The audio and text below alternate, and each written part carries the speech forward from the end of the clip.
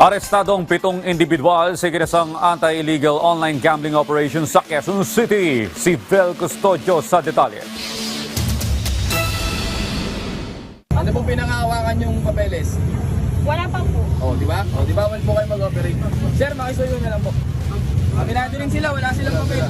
Huli sa akto ang small town lottery agent na ito habang nagpapataya sa kanyang outlet sa Quezon City kagabi. Isa lamang siya sa 7 small town lottery agent na inaresto dahil sa illegal online gambling operations sa ikinasang raid sa Republic Avenue, Luzon Avenue at Batasan Hills.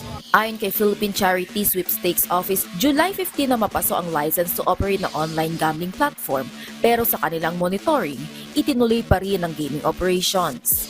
Kaya naman inilapit na nila ito sa Cybercrime Investigation and Coordinating Agency kung saan katuwang ang QCPD Station 14, 2 buwang minanmanan ng illegal gambling operations.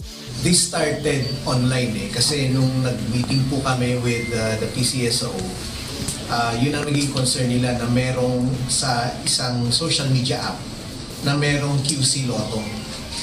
So from there, may mga nakalagay dun sa messages nila na nagpapataya sila sa Quezon City even if alam naman po ng PCSO na wala na pong license. 4 sa 7 small town lottery agent ang iniharap sa media habang nasa kustodiya ng Batasan Hills Police ang 3 pang suspect. Na-recover sa kanila ang samut-saring listahan ng gamit sa illegal operations, iba't ibang mobile device at isang point-of-sale machine o POS. Yung mga nakikita nyo POS, yung mga cellphone na yan, they would undergo digital forensic investigation pa ho. Kasi ang alam ho namin at sa pagkaka-imbestiga ho natin, dito ho yung mga tayaan, dito yung mga malalaking tayaan. Ito yung mga, sabi ko binibigtima na rin mga maliliit, pero may mga malaki ring tayaan na nangyari online and using the POS. Depensa ng isa sa mga inarestong suspect. Hindi po kami nanluloko ng tao. Kasi kami po tauhan. Pag meron kaming, pag tumaya sila, meron kami binibigay na resibo. Pag tumama, ibibigay namin. Pag hindi namin kaya, kuha kami sa opisina. Tauhan lang po kami, porsyentuhan lang po kami, nagtatrabaho lang po kami. Ganun lang po.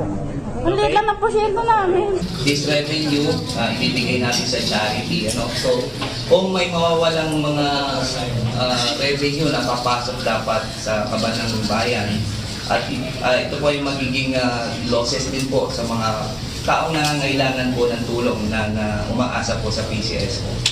Particular yung mga medical assistance na ipinoprovide po ng PCSO. Patong-patong na kasong paglabag sa Cybercrime Prevention Act, Operation Without License at Illegal Numbers Game ang kakaharapin ng mga suspect. Patuloy ang pag-trace at pagbabantay ng mga otoridad laban sa iba pang iligal na pasugalan.